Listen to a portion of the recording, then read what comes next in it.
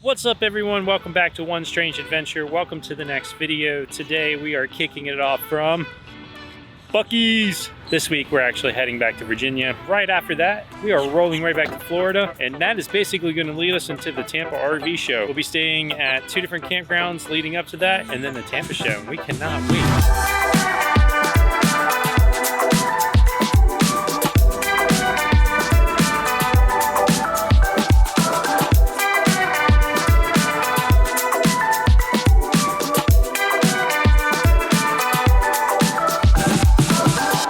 Say before we go in and get some food, an absolute awesome advantage to having a generator, which I'm sure you can hear at this point, is being able to turn that thing on when we get to places and being able to run our ACs in the parking lot of Buc-ee's.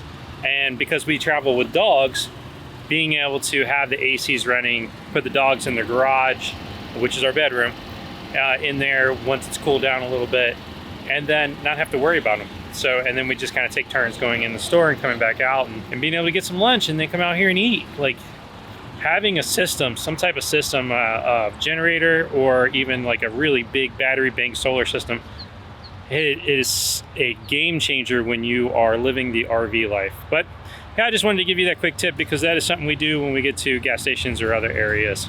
So if you're thinking about buying an RV, consider it.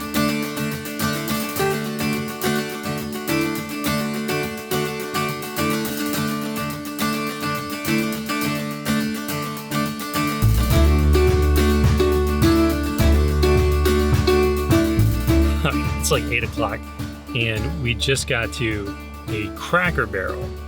We've never stayed at a Cracker Barrel before, but let me tell you, I don't know if this is a common practice or not, but one of the cooks or somebody that works here was actually parked where the RVs will park overnight and came running out and said, "Let me move my car for you." So that was really nice of him. So now we are parked back here and we are taking up an entire row because we do not fit in the RV parking spaces.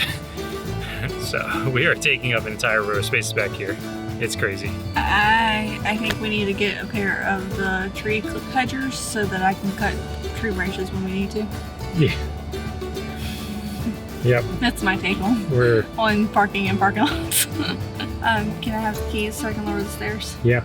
You ready for some dinner? I'm ready to wash my hands.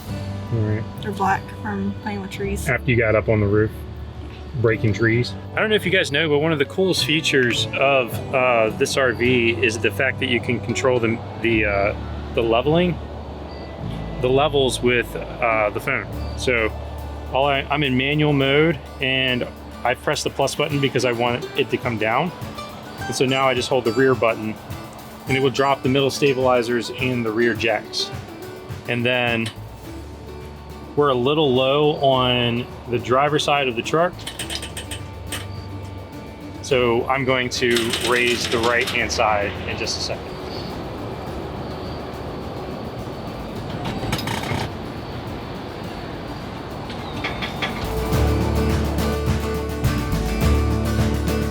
One, two, three, 4, 5, 6, 7, 8. 8 parking spaces. All right, it's about 11 o'clock at night. I'm tired, you can see it. Anyways, I wanted to show you something before I do. Some people were asking like, where do we sleep when we're traveling and we have to stay overnight? Obviously we have the e-bikes in here. The bed is actually up. We use a stool to actually get up on the bed, but the bikes fold and are strapped in with their garage straps and some come-alongs on the front and back, and they don't go anywhere. And then the bed just comes down and sits right on the seats, and that holds my desk in place. But I mean, it is a little high, you know. It's good for, you know, overnight. One night, fine. So we just use our little stool or our steps ladder to get up in there, get in and out. We had a good dinner in Cracker Barrel. Getting ready to catch some sleep, catch some shut-eye, and then we're back at it in the morning. First night at Cracker Barrel. Success. Man, a lot of RVs actually pulled in last night. There's still 2 here, and then a van, and then another like Class A over here this way. But it was really nice. I mean, again, the guy just ran out here and moved his car for us. The generator, we turned it to auto start. So the Grand Design has a feature where you can auto start your generator based on the battery need, so that if it drops below a certain voltage, it will automatically start and charge. Or you can turn it to where it automatically charges or automatically starts for AC if you're trying to hold a certain temperature.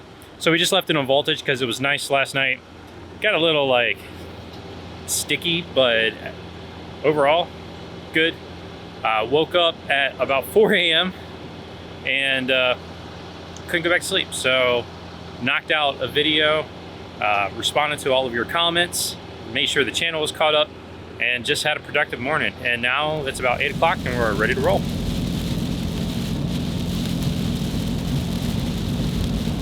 And we decided, well, rather than going to a campground, we had a friend offer, like, hey, come stay in our driveway. And I was telling them a little bit about like what this is called, which is called Moochdocking.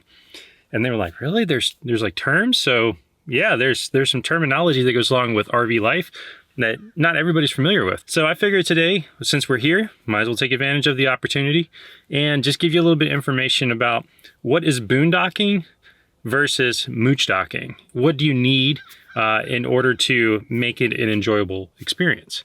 So today, we're going to talk about boondocking and moochdocking. Thinking about moochdocking versus boondocking, the first thing you need to take in consideration is power. So what are you going to do for power? Well, boondocking, you're completely self-sufficient. That means you either have a generator or you have solar with some batteries, or, and when I say generator, you either have it on board or off board, and you have some batteries or some type of big system that can power your full RV. You don't need to plug into anything. Moochdocking, however, you may have that stuff, but you are actually plugging into somebody's home or business and using power that way. So there's kind of three things that you can do. One, we have a 50 amp RV, so you may have a 50 amp plug that you can use. Two, you'll have 30 amp that you can use and you'll need some type of adapter. Or three, you use 110, which is like a standard plug, and you'll definitely need an adapter for that. And each time you go down, like you have to really consider the power that you're using inside. There's a lot of things that you need to consider as you go down in power. So let's take a look and see what we have available here at a friend's house. For this particular situation, which we are moochdocking, so we do have power that we can connect to. We actually have a 50 amp box.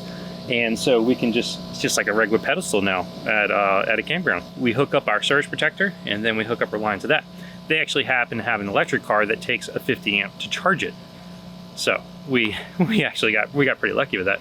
But sometimes you may need a 30 amp adapter, which I think I showed you that in the previous video where we stayed at Peace River and we only had 30 amp. So make sure if you're going to moochdocking for any extended period of time, or if you're even going to try it at all, get some type of adapter, carry them with you. And it's also probably a good idea to actually have an extension cord in case, if this plug was on the opposite side of the house or something like that, we may need to be able to run the power for an extended period, or run a line further than we would typically need to. So just take a look at that and take those in consideration as you go. So let's talk about water usage now, because there's a couple of different things you can think about. One, if you're boondocking, you're just using what's in there. So you may want to fill up before you even get to your destination. When you're moochdocking, you can actually use a water hose and just connect it to their house, right? And you can either leave it connected if they're okay with that, or you can use it to fill up your fresh tank, which in this case, that's what we're doing, or what we did. It's so cold outside, I don't want to leave a hose because it would freeze at nighttime. But what we'll do is we will run a water hose to our fresh tank connector and then just fill it up and use our water pump. And it gives us really good pressure anyway, so it's not that big of a deal. Again, you may need a couple extra hoses to get to the spigot on the house. So it just depends on the situation that you're backing into. But keep that in consideration. Boondocking, you're completely self-sufficient. You will need to find water somewhere before you get to your location. Moochdocking, you may have water available there, and you're using the resources that are supplied by the house. Now I gotta hook the hose up get us some water because we're about to run out. Instead of hooking up through the normal water and using the power fill tank, this Grand Design actually has a direct fill, and you can connect it here and just, it goes right through your, right to your freshwater tank, bypassing all of this. So it actually fills up a little faster. All right, now let's talk about sewer. I know it's a crappy topic, but anyways, that joke. For this particular situation, we have the ability to actually hook up because they do have an inlet to their septic system that we can dump to. The problem is it's all the way across the yard. I don't have enough hose to reach it. So, boondocking, you have to be completely self-sufficient. That means if you're in a spot and your tanks are full, you either need to get a blue boy and take it to a place and dump it, or you have to hook up your RV, go dump, and then come back. Moochdocking, in some instances like this, if it was closer, we could actually just run a hose to it and be able to dump our septic or our sewer into the septic. But unfortunately it's not. Lucky for us, there's a campground right down the road. So we will be able to just hook up, go dump, and then roll. So there's a couple of different things you have to consider there. Like, will you have access? How long are you staying? Will you need to be able to dump? Are you staying in your RV the full time, or are you gonna be staying with people? There's just a lot to kind of consider there. Again, boondocking, you're out in the middle of nowhere or harvest host or something like that. And you know, you're just being able to be self-sufficient. Moochdocking, you're in somebody's yard like we are right now, or you're at somebody's business in a parking lot, something like that. And we have access to utilities of some sort. It could, sometimes it's all three, sometimes it's not. But in this case, we have one, or we have two of the three. We could have three of the three if I had 50 feet of sewer hose, or however far that run is, but which I don't. That's okay though. We're here, we're enjoying ourselves, and it gives us the opportunity to stay here. And it's, you know, sometimes it's free. We're obviously going to make sure that we thank our friends here. Tell us in the comments below your favorite place that you've ever boondocked or moochdocking. Give us like a state, city, and place, like park or something like that, because we want to do more of it. We're planning on going out west next year, and we want to know where the best places to boondock are. And if you've moochdocking before, tell us what your experience was on that. Today, we are leaving Virginia. We are heading back to Florida. It has been cold. It's very cold. I've got a hoodie on. I don't have to wear hoodies down in Florida. But anyways, we are, and don't get me wrong, I have absolutely loved coming back and spending time with family. We would not trade that for the world. But we are ready for the next adventure. We are heading down to Florida. This is going to kick off our trip leading up to the Tampa RV show. Also in this video, you're actually going to see Cindy. We have our second vehicle here, and they're going to be tailing us all the way down. We're going to have two vehicles this time, just for a little while. The reason being is because part RV life with kids, doctor's appointments, other obligations, orthodontists, like a whole bunch of different things that we have to come back to VA for. We're driving down to Florida. They're going to drive back up here. Then they're going to fly back to Orlando. In fact, they're going to be flying back the day I'm moving the RV to the Tampa RV show. So I'm going to be doing that all by me lonesome.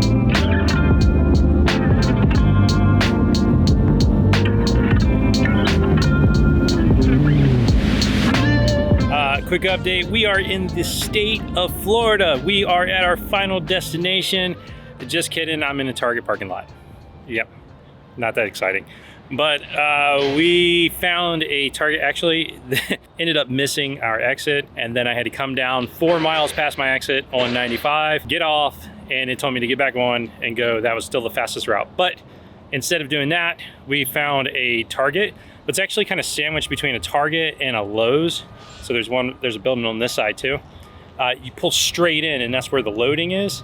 And there's this huge space to actually turn around. So I pulled up the map real fast, seeing if I could actually get in and have somewhere to turn around, and it was good. In fact, I wasn't the only one with this idea. So it's lunchtime, we might as well grab some lunch while we're here, make the most of the situation. So Chick-fil-A it is.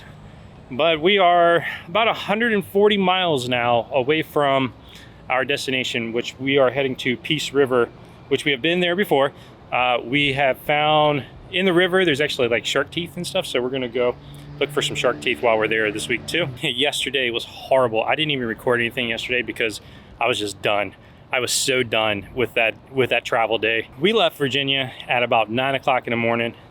We got over the Georgia line, maybe 400 miles, maybe 350 miles away. 12 hours later. 12 hours later, we crossed the Georgia line. We found a Cracker Barrel and we were like, heck with it.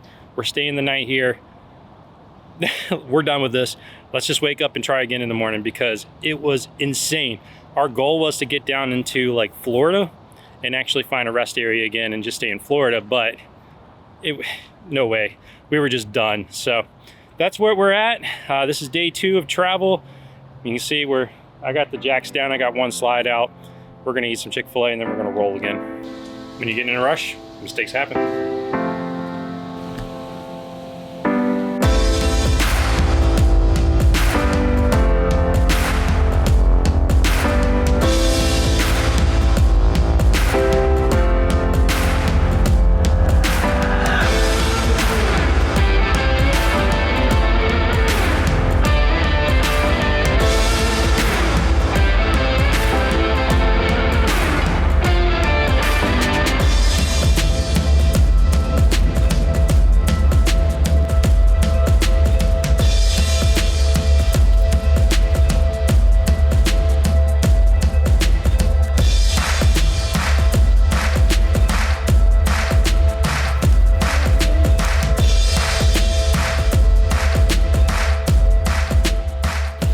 Well, we're back at Peace River and they do this lottery thing, so you can't get a full hookup or 50 amp to start. So I'm back to my old dog bone setup with 30 amp. But I don't think it's supposed to be quite as warm this week. What's funny though is that it says 20 amp right here, but that's down here on this one. You would think they would be switched so you could actually see, but we got lights. We got lights and they're wired right. We are finally here. We're setting everything up. Just got the power, got the water on, got the bikes out of the garage. We're basically done. This was the longest drive. Like, I'm done. I'm over traveling right now. I am. I'm over travel day. We're only here till the 8th. That's okay. I need time to recoup because we spent like 19 hours. It was 19 hours in the car in 2 days. Yeah, we left at 7 a.m. No, we put out Johnson's at 9:23. At 9. 9:23. And we didn't get till Cracker Barrel until 10. 10:20. So that's 11 and a half hours almost, right there. And then we left at 8. Yep, and we just got here at 4:30. So that's another what? 4:40. Guess that up at 4:40. That's another 8.5 hours. So on top of our 11.5, 20 hours. We've been in a car for 20 hours in the last 2 days, stopping for bathrooms and food like we normally do. But I'm just done. No, we only stop once for food. Yeah, I'm done. Are you done?